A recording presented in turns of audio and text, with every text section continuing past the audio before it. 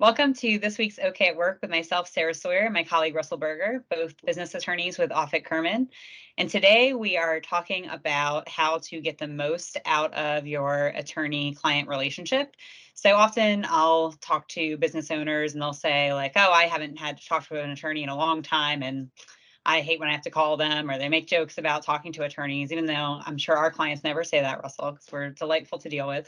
But it's kind of a badge of honor not to have to deal with attorneys. Maybe they haven't had to deal with litigation in a while. But often that means that maybe they haven't been doing as much housekeeping either, and really, paying attention to changes in their business and what's happening.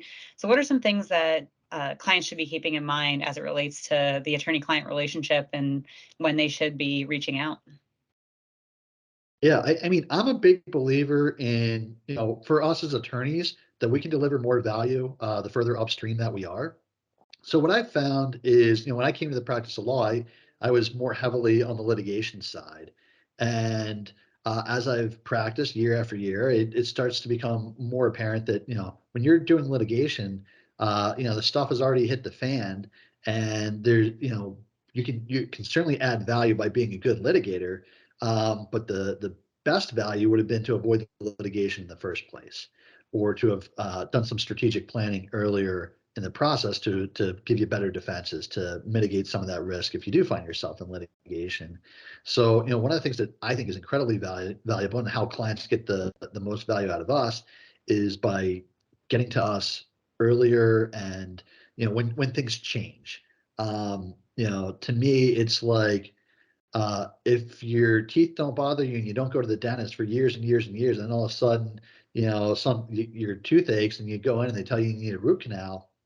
I mean, that means it wasn't that things were good for the last 3 or 4 years. It just means that you were ignoring it, and you weren't paying attention to it. Whereas maybe it's something that could have been addressed in a lot less severe manner if you had been checking it out every 6 months. So I kind of feel it's the same thing on the legal side, that we add so much value when we can be consulted when things change.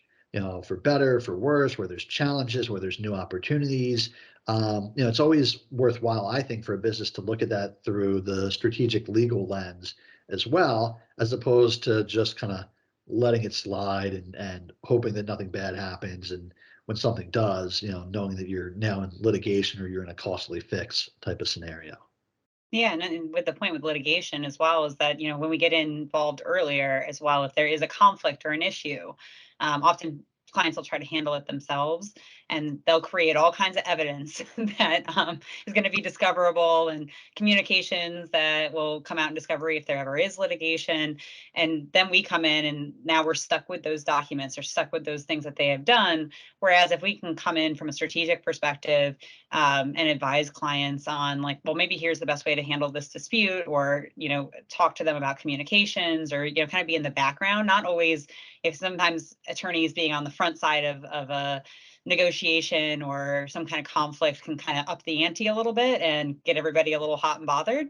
But even just having us involved in the background from a strategic perspective to talk through, well, maybe you don't write that email, don't send that thing, let's think about this. Let's think about what this is going to look like, how this might play out if we ever get to that point. So I think that's another way that people can really use us strategically as well in a conflict situation before it gets all the way to now we're in court and now things are really hot and heavy.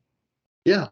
I mean, I just think it's far more cost effective to go in for the periodic checkup when, whatever interval is appropriate, than to, do the massive surgery when you need it. And I mean, we see it all the time, especially in the employment context, where, oh, well, yeah, we could have audited this, wage policy, and we could have addressed this earlier, and you wouldn't have all this class wide exposure.